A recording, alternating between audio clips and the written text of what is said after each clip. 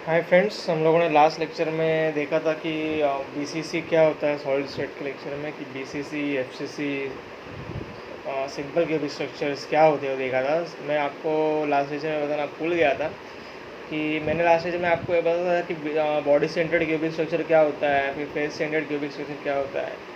ये जो body centred cubic structure और फेस सेंटर्ड क्यूबिक स्ट्रक्चर को केमिस्ट्री में शॉर्ट फॉर्म में बीसीसी मतलब कि बॉडी सेंटर्ड क्यूबिक स्ट्रक्चर और एफसीसी मतलब कि फेस सेंटर्ड क्यूबिक स्ट्रक्चर भी बोला जाता है। ठीक है, तो इसके शॉर्ट फॉर्म से अगर आपको कभी एग्जाम में पूछा जाए कि एफसीसी और बीसीसी स्ट्रक्चर दिया गया है तो इसका मतलब कि अगर एफसीसी स्ट्रक्चर दिया है तो फेस सेंटर्ड क्यूबिक स्ट्रक्चर होगा और बीसीसी स्ट्रक्चर दिया है तो आपको बॉडी सेंटर्ड क्यूबिक स्ट्रक्चर होगा।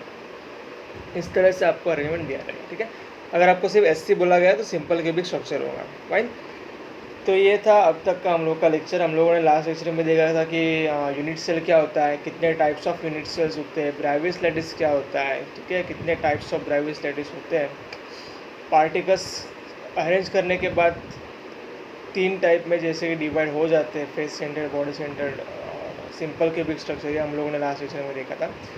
अभी हम लोग देखेंगे कि पैकिंग क्या होता है। ठीक है, पैकिंग मतलब कि ये जो पार्टिकल्स एफसीसी, बीसीसी या फिर कोई भी फॉर्म में अगर बन जाते हैं तो उसके बाद पैकिंग परसेंटेज निकलता है कि मतलब कि पूरे एक क्यूब में एक पार्टिकल कितना स्पेस ऑक्यूपाइड कर रहा है, तो इसको हम लोग बोलते हैं पैकिंग इन सॉलिड्स। ठीक है, तो ये आपको कैलकुलेट करना होता है। उसके पीछे कुछ डेरिवेशंस होते हैं जो हम लोग ये लेक्चर में देखेंगे कि वो डेरिवेशंस किस तरह से किए जाते हैं। ठीक है, मैं आपको एक बता दूँ कि नंबर क्या होता है। जैसे कि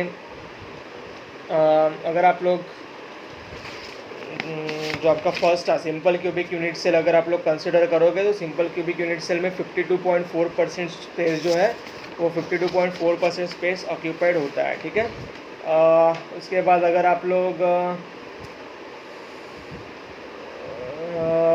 लोग फेस सेंटर वेट अगर आप लोग सिंपल क्यूबिक स्ट्रक्चर में जो है आपका 52.4% ऑक्यूपाइड होता है और उसके बाद आपका जो फेस सेंटर्ड है उसमें टोटल 74% जो है वो स्पेस ऑक्यूपाइड होता है। और आपका जो बॉडी क्या बोलते हैं उसको, बॉडी सेंटर्ड क्यूबिक स्ट्रक्चर जो है उसमें एक 68.4% स्पेस ऑक्यूपाइड क्या होता है।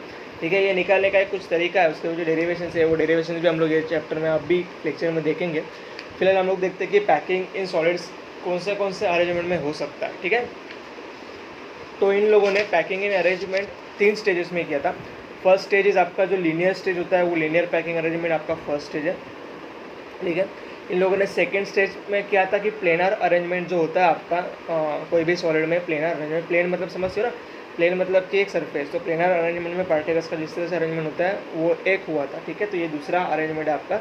और थर्ड उन्होंने 3 डायमेंशनल अरेंजमेंट पार्टिकल्स का दिखाया था। ठीक है, तो ये इस तरह से उन्होंने 3 पैकिंग सॉलिड में बताया है। तो हम लोग सीक्वेंस वाइज जाते हैं कि पहला क्या है। ठीक है, तो हम लोग देखते हैं स्टेज 1, इसको हम लोग बोलेंगे linear packing in one direction. देखो, लीनियर पैकिंग मतलब क्या होता है कि लीनियर पैकिंग मतलब कि पार्टिकल्स का अरेंजमेंट एक लाइन में होगा। ठीक है, एक क्यू में होगा, एक रो में होगा। आइदर ये रो में हो सकता है या फिर कॉलम में हो सकता है। अभी मैंने जो आपको इमेज दिखाया है वो रो में है। ठीक है, पर ये अरेंजमेंट ऐसे समझो कि अगर मैं इसको वर्टिकली खड़ा कर दूँ, ये जो अरेंजमेंट है तो ये भी टाइप का एक लीनियर अरेंजमेंट ही होगा। ठीक है, तो अगर पार्टिकल का अरेंजमेंट कोई भी डायरेक्शन में बट लीनियर है, ठीक है, और एक ही सिंगल लाइन है तो उसको हम लोग बोलेंगे कि linear packing in one direction. ठीक है, देखो, तो linear packing in one direction हो गया। अभी मैंने जो हम लोगों ने बीसीसी एफसीसी स्ट्रक्चर देखे थे उसमें हम लोगों ने कोऑर्डिनेशन नंबर करके एक कंसेप्ट देखा था। ठीक है, तो कोऑर्डिनेशन नंबर मतलब क्या होता है कि जो बीच वाला जो पार्टिकल होता है वो बीच वाले पार्टिकल को कितने पार्टिकल्स ने सराउंडेड करके रखा है उसको हम लोग क्या बोलेंगे, कोऑर्डिनेशन नंबर। राइट, तो लीनियर पैकिंग अरेंजमेंट में अभी यहाँ पे जो आपको बीच में पिंक जो पार्टिकल या फिर बॉल दिख रहा है, राइट, तो उसके आजू बाजू कितने पार्टिकल है, तो उसके आजू बाजू 2 पार्टिकल है, तो इसका कोऑर्डिनेशन नंबर कितना होगा, 2। तो linear packing in one direction arrangement में पार्टिकल्स कोऑर्डिनेशन नंबर कितना होगा, 2। ठीक है, तो आपको ये याद रखना है। देन हम लोग चलते हैं नेक्स्ट। तो आपका स्टेज 2 होता है प्लेनर पैकिंग अरेंजमेंट। तो प्लेनर पैकिंग अरेंजमेंट में क्या होता है अभी देखो आप जिस सरफेस पे बैठे हो एक रूम में, वो सरफेस पे ऐसे समझो कि हर एक इधर पार्टिकल्स, मतलब कि छोटे छोटे स्माइली बॉल देखा आप लोगों ने, तो स्माइली बॉल पड़े ऐसा कंसिडर करो, ठीक है। तो ये जो अरेंजमेंट है, ये स्माइली बॉल्स का ऐसा अरेंजमेंट आपके पास पड़ा हुआ है, ठीक है। तो इसको हम लोग बोलेंगे, एक सरफेस पे पड़े हुए स्माइलीज बॉल के अरेंजमेंट को हम लोग बोलेंगे कि ये प्लेनर पैकिंग अरेंजमेंट है स्पीयर्स का, ठीक है। ये क्या है, प्लेनर पैकिंग अरेंजमेंट है। तो ये देखो यहाँ पे प्लेनर पैकिंग अरेंजमेंट दिख रहा है। तो अभी ये जो प्लेनर पैकिंग अरेंजमेंट है, ये दो तरीके से होता है, ठीक है। ये दो तरीके से इसलिए होता है क्योंकि ये दो तरीके से होने की वजह से या तो एक हेक्सागोनल स्ट्रक्चर भी बना पाते हैं और ये क्वाड्रेटिक स्ट्रक्चर भी बना पाते हैं, इसलिए दो तरीके से होता है, ठीक है। तो देखो अगर मैं इसको ए टाइप अरेंजमेंट में करूँगा तो ये स्क्वायर जैसा स्ट्रक्चर फॉर्म करता है, राइट। और अगर ये मैं इसको ए बी टाइप में अरेंजमेंट करूँगा तो ये हेक्सागोनल टाइप वाला स्ट्रक्चर जो है वो फॉर्म करता है। अभी आप लोग पूछोगे कि ए टाइप और ए बी टाइप अरेंजमेंट क्या है, तो हम लोग पहले ए टाइप अरेंजमेंट देखते हैं। देखो अगर आपके पास, जैसे मैंने लास्ट में बताया कि लीनियर अरेंजमेंट होता है, तो पार्टिकल्स का रो या फिर पार्टिकल्स का कॉलम अगर बार बार एक सरफेस पे या फिर एक प्लेन में रिपीट हो रहा है तो हम लोग उसको बोलेंगे ए टाइप अरेंजमेंट। देखो इसमें सारे के सारे रोज जो है वो सारे के सारे रोज आइडेंटिकल है। देखो फर्स्ट रो देखो ए वाला, सेम वैसा ही सेकेंड वाला रो है, सेम वैसा ही थर्ड वाला रो है और सेम वैसा ही फोर्थ वाला रो है, ठीक है। तो इसलिए उसको अरेंजमेंट क्या दिया, ए टाइप अरेंजमेंट। ए टाइप अरेंजमेंट में सारे के सारे जो रोज़ है वो सारे के सारे रोज़ क्या होंगे, आइडेंटिकल होंगे। क्लियर है। इसमें जो पार्टिकल जो है, इसमें हर एक पार्टिकल जो है बीच वाले वो सारे के सारे डिप्रेशन, क्या बोलते उसको, डिप्रेशन फॉर्म में अरेंजमेंट हो चुके हैं, मतलब कि एक दूसरे को चिपक के, इसमें कोई ज़्यादा स्पेस नहीं है पार्टिकल्स को, ताकि वो जो है वो बॉन्डिंग ज़्यादा स्ट्रॉन्ग हो जाए, ठीक है। तो इसलिए ये हो जाता है ए टाइप अरेंजमेंट। इसके बाद आता है ए बी टाइप अरेंजमेंट। अभी देखो आप लोग ए बी टाइप में क्या हो गया है, जो आपका फर्स्ट रो है, दूसरा रो जो है वो उसके एग्जैक्ट पार्टिकल्स के नीचे से स्टार्ट नहीं हुआ है, तो ये जो है वो थोड़ा साइड से स्टार्ट हुआ है, ठीक है। तो इसको हम लोग बोलते हैं A B type of arrangement. अभी आप लोग इसमें डिफरेंस देखोगे तो आपको डिफरेंस क्या मिलेगा, तो देखो ये जो पार्टिकल्स के बीच में जो यहाँ पे, ठीक है, यहाँ पे जो स्पेस क्रिएट होता है, वो स्पेस जो है वो कुछ, जो स्पेस आपका यहाँ पे क्रिएट हो रहा है वो आपका स्पेस जो है वो कुछ ऐसा स्क्वायर टाइप में क्रिएट हो रहा है या फिर डायमंड शेप में क्रिएट हो रहा है। पर यही आप लोग ए बी टाइप में देखोगे तो आपका ये जो स्पेस या फिर गैप जो दो पार्टिकल्स के बीच में दिख रहा है वो कुछ ट्रायंगुलर शेप में आपको दिखाई देता है, ठीक है। तो इसका मतलब कि ए बी वाला जो अरेंजमेंट है वो ज़्यादा स्ट्रॉन्ग है, ज़्यादा फर्म है, क्योंकि उसके बीच में स्पेसिंग कम है, ठीक है, या फिर वॉइड स्पेसेस कम है, इसलिए ए बी टाइप थोड़ा ज़्यादा स्ट्रॉन्ग होता है। अब मैं आपको बता दूं कि ए टाइप में अरेंजमेंट में कोऑर्डिनेशन नंबर क्या होगा। देखो अभी इन लोगों ने ये रेड लाइन में आपको स्क्वायर अरेंजमेंट दिख रहा है, अभी मैं क्या करूँगा, ये बीच वाला पार्टिकल कंसिडर करूँगा, ठीक है। तो बीच वाला पार्टिकल जब कंसिडर करूँगा तब उसके आजू बाजू एक, फिर उसके नीचे सीधा दो, ठीक है, फिर उसके बाजू में तीन और इसके ये साइड में चार। तो इस तरह से ये पार्टिकल्स के आजू बाजू कितने पार्टिकल्स है, और चार। तो इसका कोऑर्डिनेशन नंबर क्या होगा, 4। ए टाइप अरेंजमेंट में कोऑर्डिनेशन नंबर क्या होगा, 4, ठीक है। किसमें पर ये प्लेनर अरेंजमेंट है, ये चीज़ याद रखना, ये 2 डायमेंशनल अरेंजमेंट है, ये प्लेनर अरेंजमेंट है। इसलिए अभी हम लोग ए बी टाइप अरेंजमेंट में देखते हैं। अभी मैं ए बी टाइप में ये बीच वाला पार्टिकल अगेन कंसिडर करूँगा। इसमें एक, ठीक है, ये 2 हो गया, इसके बाद 3, फिर ये 4, ये 5 और यहाँ पे हो गया 6, ठीक है। तो इसका मतलब यहाँ पे बीच वाले पार्टिकल्स को कितने पार्टिकल्स से सराउंडेड करके रखा है, 6। तो आपका जो ए बी टाइप वाला जो अरेंजमेंट होगा वो ए बी टाइप वाला अरेंजमेंट में आपका कोऑर्डिनेशन नंबर कितना होगा, 6। तो आपको चीज़ याद रखना है, आपका लीनियर अरेंजमेंट जब होता है, ठीक है, only linear arrangement, there is only 1 row, तो आपका coordination number is 6। If there is a planar arrangement which is in 2 dimensional, और वहाँ पे अगर आपका ए टाइप अरेंजमेंट है तो ए टाइप अरेंजमेंट में your coordination number is 4। But if there is A B type arrangement in a planar packing structure, so there is a coordination number is 6 because the middle particle is surrounded by 6 particles. Fine.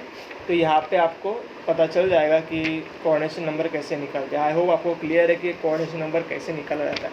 अभी जैसे हम लोगों ने 2 dimensional देखा, obviously वैसे 3 dimensional arrangement होगा, क्योंकि इस दुनिया की सारी चीज़ें जो है वो 3 डायमेंशन में दिखाई देती है।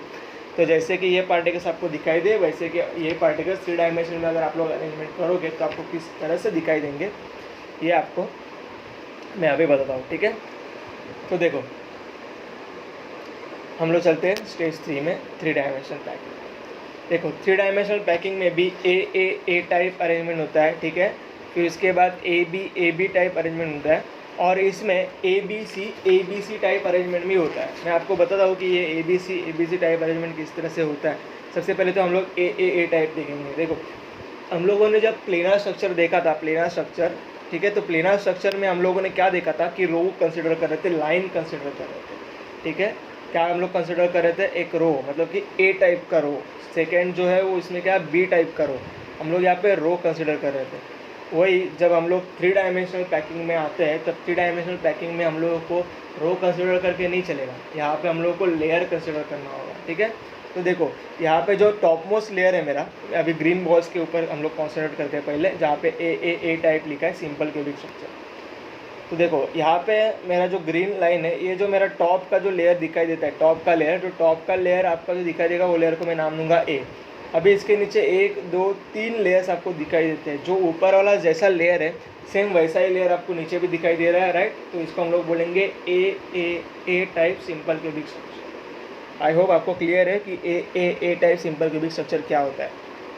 अगर पार्टिकल्स का लेयर बार बार और सेम लेयर, आइडेंटिकल लेयर, अगर बार बार एक के नीचे एक रिपीट हो रहा है, ठीक है, या फिर एक के बाजू में एक वर्टिकली रिपीट हो रहा है, तो हम लोग उसको बोलेंगे कि वो A type of simple cubic structure है 3 डायमेंशनल पैकिंग में। Layer, again layer, 2 dimensional packing में या फिर स्टेज 2 में देयर इज़ अ रो या फिर there is a column of a particles, यहाँ पे there is a layer of a particles, ठीक है।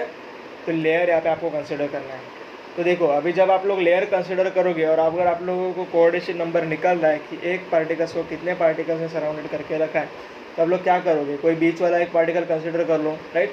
तो मैं बीच वाला कोई भी एक पार्टिकल कंसिडर करूँगा, तो आपको क्या पता चलेगा कि उसके ऊपर एक पार्टिकल है, उसके नीचे एक पार्टिकल है, 2 हो गए। उसके आगे और उसके पीछे 2 पार्टिकल है, उसके राइट हैंड साइड में और उसके लेफ्ट हैंड साइड में 2 है, मतलब कि टोटल कितने नंबर ऑफ पार्टिकल्स हो गए, 6।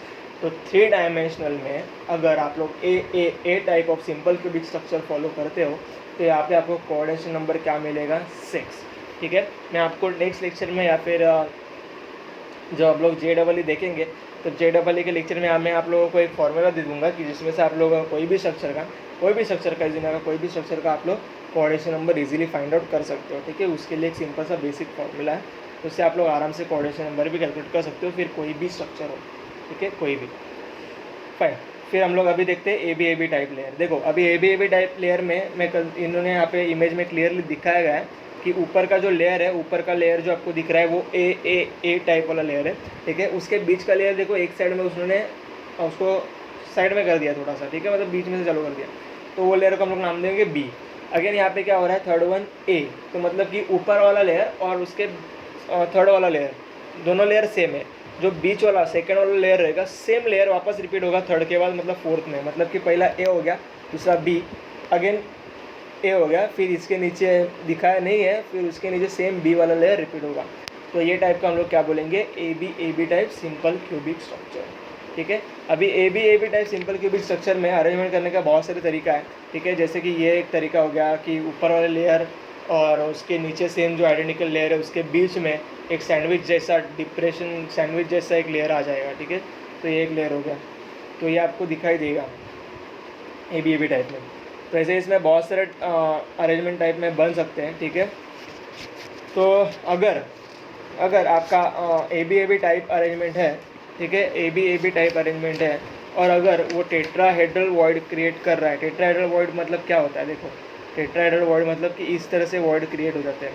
टेट्राहेड्रल वॉइड्स क्रिएट करने के लिए, ठीक है, आपको चार पार्टिकल्स चाहिए। 4 पार्टिकल्स मतलब क्या करोगे, ये जो दिख रहे ब्लू वाले सर्कल जो दिख रहे हैं आपको 1 2 और 3, ये ब्लू वाला सर्कल्स का एक लेयर है, और ये जो रेड वाला सर्कल है ये रेड वाले सर्कल का दूसरा लेयर है। तो 1 2 3 और रेड वाले सर्कल का 4, तो मतलब कि 4 पार्टिकल्स को मिला के आपका जो है वो टेट्राहेड्रल वॉइड जो है वो क्रिएट हो रहा है, ठीक है। तो आपको ऐसा आपको टेट्राहेड्रल वॉइड कितने टेट्राहेड्रल वॉइड्स क्रिएट होते हैं वो आपको निकालना होता है। सेम अगर मैं ऑक्टाहेड्रल वॉइड देखूंगा तो ऑक्टाहेड्रल वॉइड्स में जो वॉइड है, मतलब जो वॉइड मतलब क्या होता है, बीच की खाली जगह, वो खाली जगह कितने पार्टिकल से सराउंडेड है, तो वो खाली जगह 6 पार्टिकल से सराउंडेड है। ठीक है, तो 6 पार्टिकल्स देखो कैसे, अभी इन्होंने क्या किया है, ये ब्लू वाला 1, ये 2 और ये 3 पार्टिकल हो गए, फिर ये रेड वाला 1, ये रेड वाला 2 और ये रेड वाला 3। ठीक है, तो ऐसे 3। अभी देखो ये जो आपको अरेंजमेंट दिख रहा है ये भी आपका ए बी टाइप वाला ही अरेंजमेंट है। अभी आप लोग बोलोगे कि भाई नीचे भी 3 पार्टिकल है, ऊपर भी 3 पार्टिकल है, ये ए बी कैसे हो गया। तो आप लोग देखो, ध्यान से देखो, नीचे वाले जो ब्लू वाले पार्टिकल्स है, वो ब्लू वाले पार्टिकल्स का अरेंजमेंट जो है वो सीधा ट्रायंगल शेप में दिख रहा है, राइट। सीधा ट्रायंगल मतलब कि ऊपर उसका एक पॉइंट आएगा, यहाँ पे एक पॉइंट आएगा, यहाँ पे दूसरा पॉइंट आएगा। अभी रेड वाला देखोगे तो रेड वाला ये ऐसा, ठीक है, इधर से हॉरिजॉन्टल एक होगा, फिर यहाँ पे नीचे दूसरा पॉइंट आएगा। ठीक है, तो 3 पॉइंट इस तरह से होंगे। तो मतलब कि दो जो ट्रायंगल है वो दो ट्रायंगल एक दूसरे को मिरर में है, मिरर में। ठीक है, तो इसलिए हो गया ए बी टाइप वाला। तो यहाँ पे ऑक्टाहेड्रल क्या होता है, वॉइड क्रिएट होता है।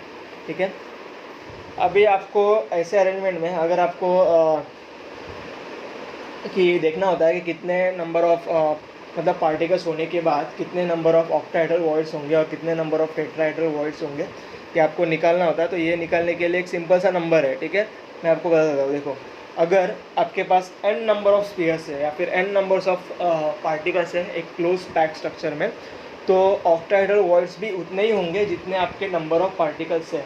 मैं फिर से बता रहा हूँ, आपके पास एक क्लोज पैक स्फीयर स्ट्रक्चर है। ठीक है, एक क्लोज पैक स्ट्रक्चर है, उसमें जितने नंबर ऑफ पार्टिकल्स होंगे, उसमें जितने नंबर ऑफ पार्टिकल्स होंगे सेम उतने ही नंबर ऑफ ऑक्टाहेड्रल वॉइड्स होंगे। ठीक है, बट कोई भी क्लोज पैकिंग स्ट्रक्चर में अगर n number of octahedral voids create हो रहे हैं तो उसमें 2n मतलब कि उसके exact double tetrahedral voids create होंगे। ठीक है, 2n।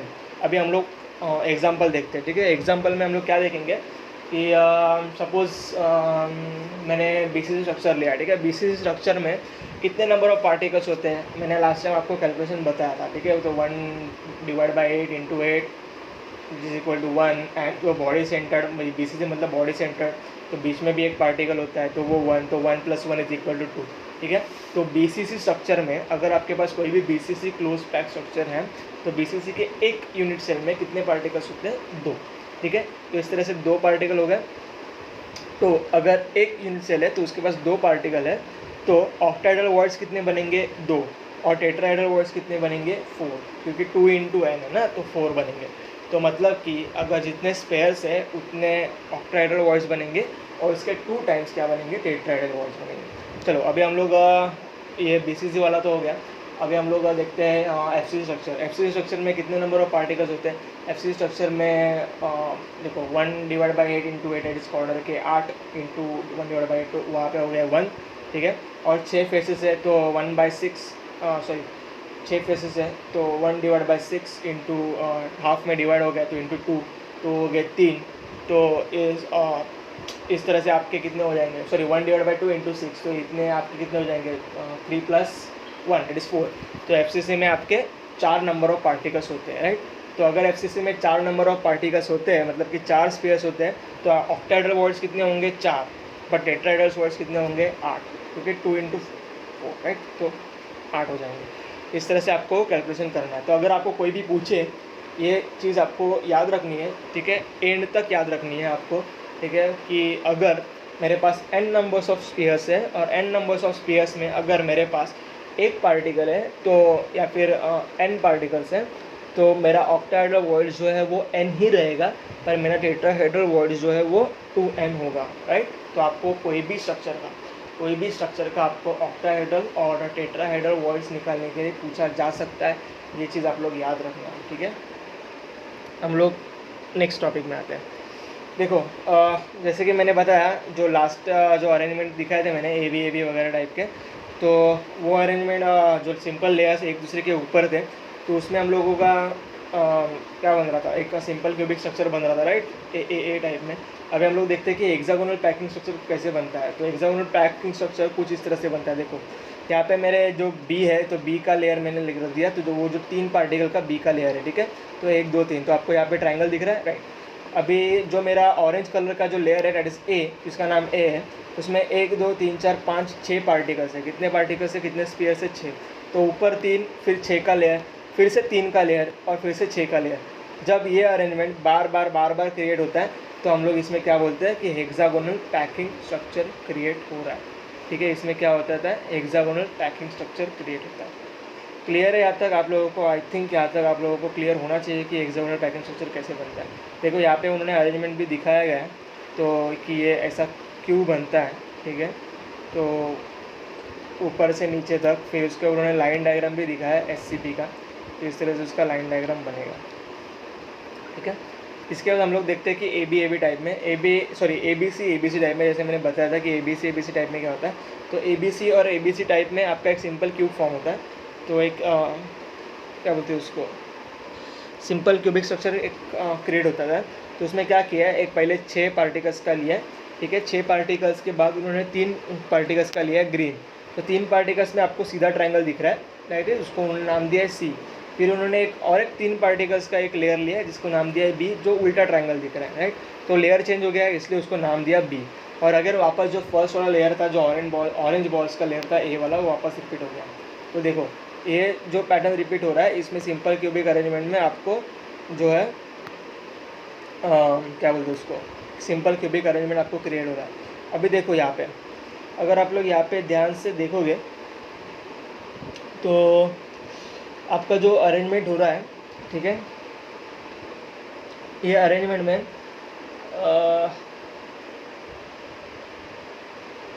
राइट, अगर आप लोग यहाँ पे AB टाइप में देखोगे, AB टाइप में, तो AB टाइप में आपको यहाँ पे एक सिंपल साइड बीच में जो ट्रायंगुलर शेप दिख रहा है वो आपको इसी तरह से दिखता है, राइट। पर यहाँ पे जो है, यहाँ पे आपको 2 अलग अलग ट्रायंगुलर शेप्स दिख रहे हैं। ठीक है, तो ये भी आपके जो वॉइड्स है, वो वॉइड्स किस तरह से क्रिएट होते हैं वो आपको ये बताएगा। ठीक है, ये जो ट्रायंगल्स दिखाई दे रहे हैं ना लाइन डायग्राम में, ये आपको वॉइड स्पेस बता रहा है कि यहाँ पे भाई, हाँ भाई मेरा यहाँ पे एक वॉइड स्पेस है।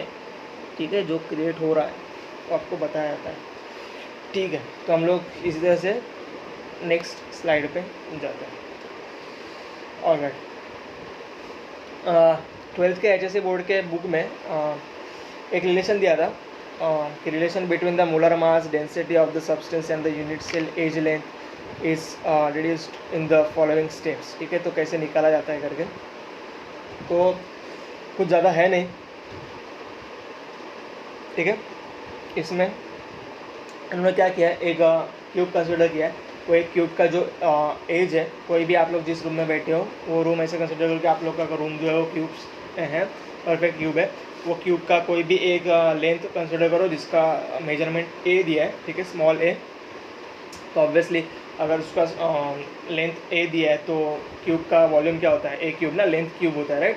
तो length cube is equal to A cube, तो इसलिए उन्होंने क्या किया, A क्यूब वॉल्यूम ले लिया। ठीक है, फिर उन्होंने निकाला कि क्या, कि अगर सपोज कोई भी एक पार्टिकल का मास अगर m है, तो वहाँ पे नंबर ऑफ पार्टिकल्स हो सकते हैं यूनिट सेल में, बराबर। तो नंबर ऑफ पार्टिकल्स का मास क्या होगा, तो mass of unit cell is equal to m into n। ठीक है, n is a number of unit cell, that mean number of particles, sorry. Then the density of cell, मतलब कि आपका रो, तो डेंसिटी का फॉर्मूला क्या होता है, मास अपॉन वॉल्यूम, सेम। तो mass of the unit cell divide by volume of the unit cell. तो मास हम लोगों ने देखा कि अगर सिंपल एक पार्टिकल होगा तो उसका मास होगा m, अगर n पार्टिकल्स होंगे तो उसका मास होगा m इंटू n। ठीक है, तो इसलिए उन्होंने mass of the unit cell क्या लिया, m इंटू n। वॉल्यूम हम लोगों ने देखा था, वॉल्यूम कैसे निकाला, आपका एक क्यूब है, आपका क्यूब का कोई भी एक लेंथ a है, तो length into length volume of the cube होता है। तो अगर लेंथ का मेजरमेंट a है तो a इंटू है, मतलब कि a क्यूब, इसलिए उन्होंने वॉल्यूम की जगह पे क्या डाल दिया, a क्यूब। तो m into n divide by a cube, which is equal to density of the substance. ठीक है, देन आपका molar mass of the substance आपको निकालना था, जो रिलेशन में आपको बताया उन्होंने। ठीक है, मोलर मास के बीच में रिलेशन दिखाना है आपको। ठीक है, तो इन्होंने क्या कर दिया, तो मोलर मास जो है उसको उन्होंने कंसिडर कर दिया m। तो मोलर मास का फॉर्मूला क्या होता है, मास of the one particle into what, number of particles पर मोल। ठीक है, नंबर ऑफ पार्टिकल्स पर मोल मतलब क्या होता है, एक मोल में कितने नंबर ऑफ पार्टिकल्स होते हैं, तो आपका एवोगाड्रो नंबर होता है। एवोगाड्रो नंबर क्या होता है, 6.023 इंटू 10 पावर 23, तो आपका एवोगाड्रो नंबर है। तो यही आपके नंबर ऑफ पार्टिकल्स होंगे Na। तो उन्होंने क्या कर दिया, mass of one particle into Na। तो ठीक है, तो therefore M is equal to, मतलब कि एक पार्टिकल का मास इज इक्वल टू, उन्होंने क्या कर दिया, capital M divide by N A कर दिया, मतलब कि molar mass divide by Avogadro number कर दिया। तो ये करने के बाद उनको एम मिला। अभी हम लोगों ने ऊपर जो डेंसिटी का फॉर्मूला निकाला था, वो डेंसिटी के फार्मूले में वो स्मॉल एम का वैल्यू क्या कर दिया, पुट कर दिया। ये वाला जो स्मॉल एम का जो वैल्यू है, ये वाला, ठीक है, ये वाला स्मॉल एम का वैल्यू उन्होंने क्या कर दिया, ये वाला स्मॉल एम का वैल्यू उन्होंने सीधा लेके, एक मिनट, हाँ, ये वाला जो स्मॉल एम का वैल्यू है, ये वाला वैल्यू इसमें डाल दिया। तो ये वाला जो वैल्यू है, ये वाला वैल्यू आपका सीधा इसमें डालने के बाद क्या हो जाएगा कि जो आपका एम के जगह पे आ जाएगा और ये आपको ये वाला सीधा फॉर्मूला दे देगा। तो देखो यहाँ पे आपको डेंसिटी भी मिल जाता है, ठीक है, यहाँ पे आपको कैपिटल एम भी मिल जाता है। तो हम लोगों को जो मोटो था कि मोलर मास और डेंसिटी के बीच का रिलेशन निकालना था, वो ये फॉर्मूला से निकल जाता है। तो आपको क्या करना है, सबसे पहले तो सिंपल सा फॉर्मूला था, सिंपल सा मतलब फॉर्मूला मतलब कि आपको एक क्यूब कंसिडर करना है। आपको एक क्यूब का जो लेंथ है उसको, लेंथ को क्या कंसिडर करना है, ए कंसिडर करना है। उसका वॉल्यूम जो है वो वॉल्यूम क्या होता है, ए क्यूब होगा, ठीक है। उसके बाद अगर आपके पास सिंपल क्यूबिक स्ट्रक्चर में एक ही पार्टिकल है तो उसका मास क्या होगा, एम होगा। और अगर एन पार्टिकल्स है तो उसका मास क्या होगा, एम इंटू एन होगा। उसके बाद उन्होंने क्या कर दिया, डेंसिटी निकाला। तो डेंसिटी निकालने के बाद क्या होता है, डेंसिटी का फॉर्मूला होता है मास अपॉन वॉल्यूम। तो मास मतलब कि एक पार्टिकल होगा तो मास क्या होगा, एम। अगर नंबर ऑफ पार्टिकल्स होंगे तो क्या होगा, एम इंटू एन। तो इसलिए उन्होंने क्या कर दिया, एम इंटू एन ले लिया, डिवाइड बाय ए क्यूब लिख दिया। तो वॉल्यूम हम लोगों ने ऊपर निकाला था, दैट इज ए क्यूब, ठीक है।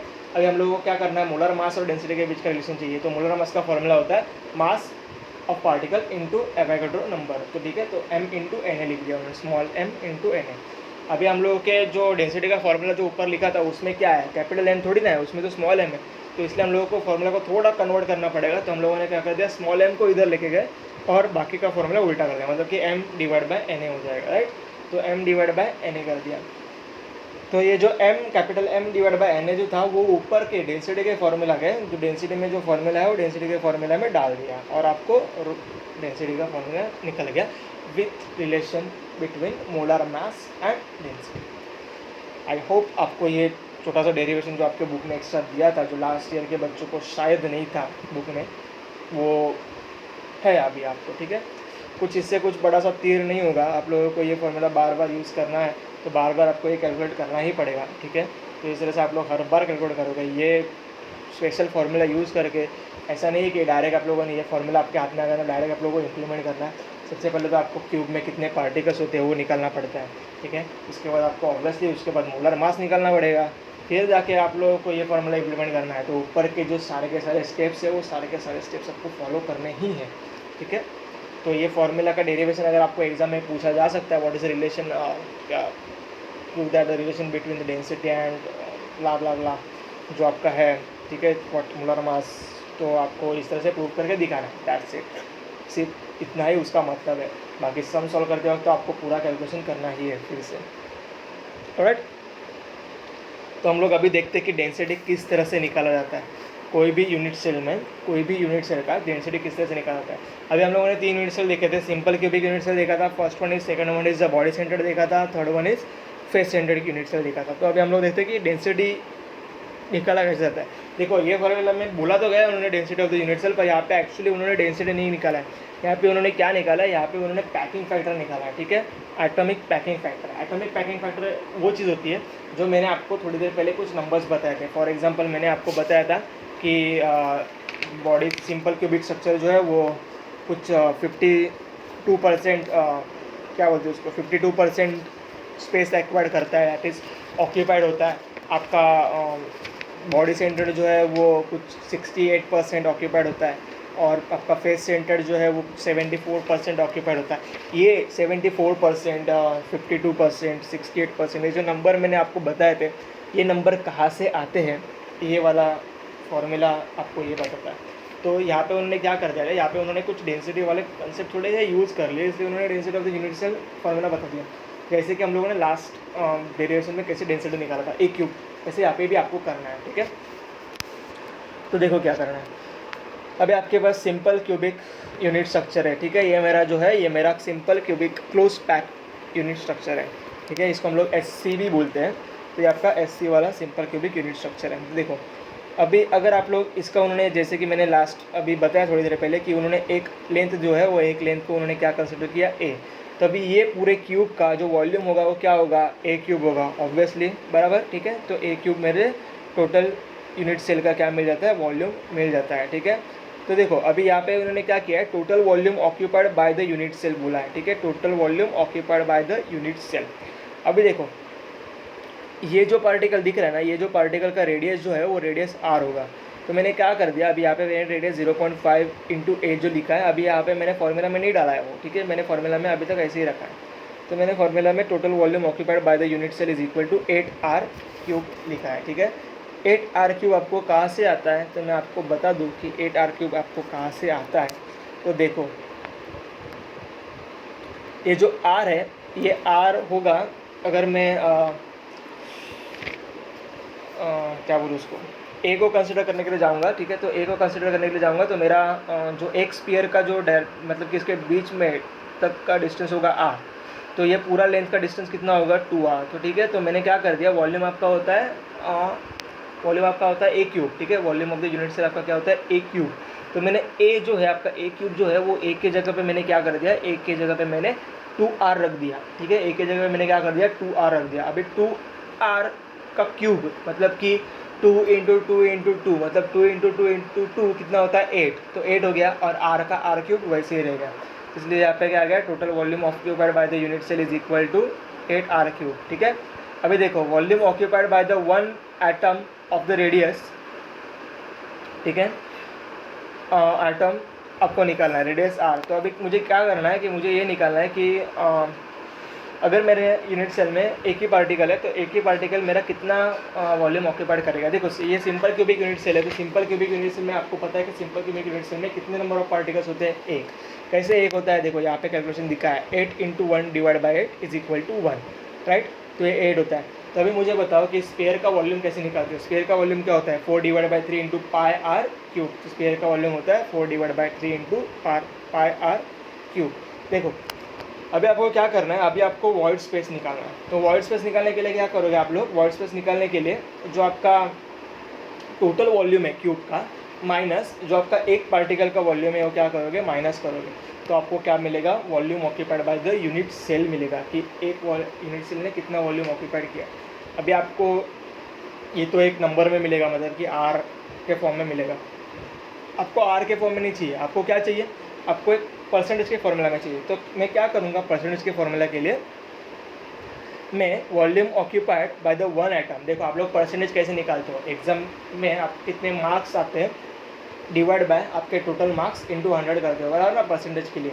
तो यहाँ पे एक यूनिट सेल में एक ही आइटम है, तो एक ही आइटम ने कितना वॉल्यूम ऑक्यूपाइड करके रखा है, तो एक आइटम ने 4 divide by 3 πr³ volume occupied करके रखा है। मतलब कि ये हो गया आपके एग्जाम में मिले हुए मार्क्स, ठीक है। आपके टोटल मार्क्स कितने थे, volume occupied by the unit cell, मतलब आपके टोटल मार्क्स थे 8r³ में। तो मैं क्या करूँगा, 4 divide by 3 πr³ divide by 8r³ करूँगा जब, और उसको इंटू क्या कर दूँगा, 100 कर दूँगा। तो यहाँ पे देखो मैंने वही लिखा है, volume of the atom in the unit cell divide by volume of the unit cell.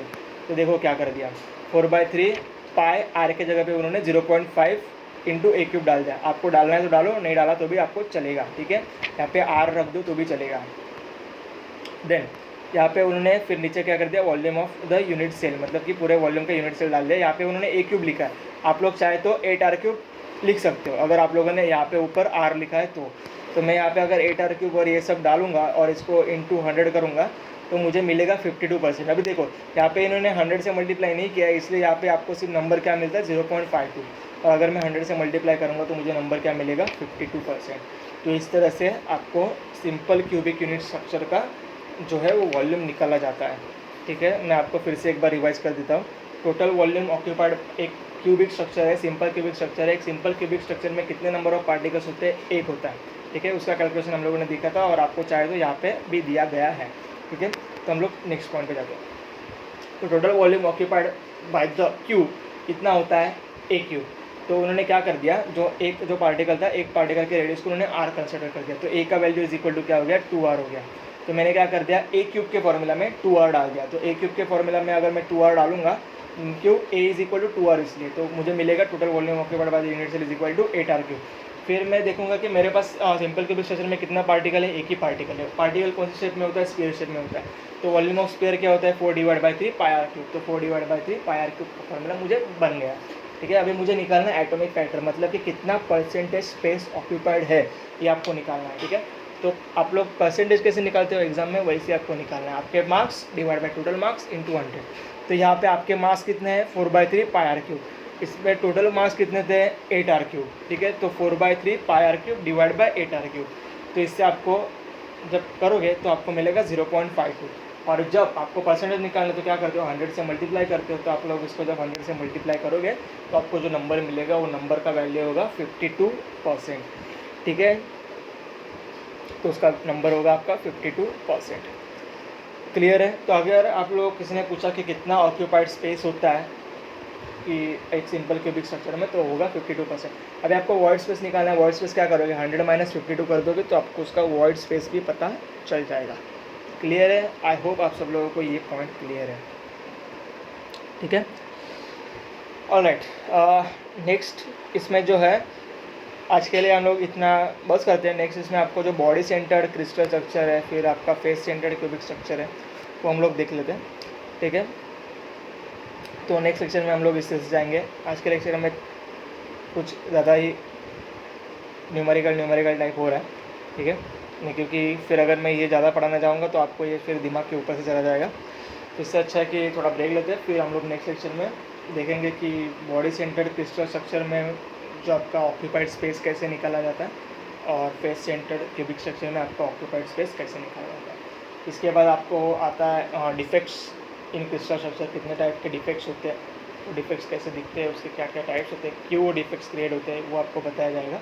और लास्ट वन आपका जो है वो बैंड थ्योरी होता है। बैंड थ्योरी मतलब कि सेमीकंडक्टर्स, मेटल्स और नॉन कंडक्टर्स क्या होते हैं, वो क्यों क्रिएट होते हैं, वो आपको बैंड थ्योरी में बताया जाता है। ठीक है, और एक छोटा सा टॉपिक आपके बुक में लास्ट ईयर या फिर JEE NCERT का बुक अगर देखोगे तो इसमें मैग्नेटिज्म का भी छोटा सा टॉपिक दिया है, डायमैग्नेटिक, फेरोमैग्नेटिक वगैरह, जो आपको शायद अभी इसमें नहीं है नए बुक में, पर हम लोग वो भी कवर कर ही लेंगे। ठीक है, कोई ज़्यादा उसमें रॉकेट साइंस तो है नहीं वैसे बड़ा सा। ऑलराइट, तो हम लोग आज का लेक्चर यहीं पे ख़त्म करते हैं। बाय।